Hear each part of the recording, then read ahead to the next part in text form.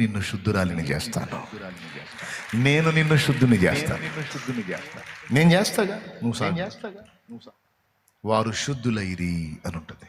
ఈ శుద్ధులైరి అనే మాట పట్టుకుంది నా. ఆ మాటతో నాతో మాట్లాడాడు. అది మీకు ఇవ్వ ఈరోజు నాతో మాట్లాడాడు. నువ్వు వెళ్తూ ఉండు, నేను చేస్తా కదా నేను శుద్ధుని. నా ప్రశ్న ఏంటంటే, ఎప్పటికైనా నేను శుద్ధుని అవుతానా? ఎప్పటికైనా నేను శుద్ధుని అవుతానంటే అవుతావు, నేను చేస్తాను. నువ్వు నడు, నా మాట చొప్పున నువ్వు నడు. ఇప్పుడు మీకు ఇక డౌట్ ఉందా? తీరిపోయిందా? అవుతారా? ఎప్పటికైనా అవుతారా? అయ్యేంత వరకు నువ్వేం చేయాలి? నడుస్తూ ఉండాలి. ఆయన మనతో చెప్పింది ఏంది? అదే, నువ్వు వెళ్ళు అని. ఆగొద్దు.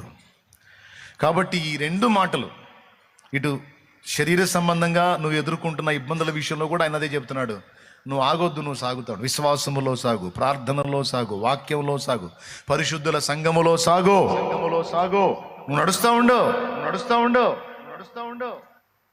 సమయం వచ్చినప్పుడు ఒకటొకటి మొత్తం నేనే పరిష్కరిస్తా.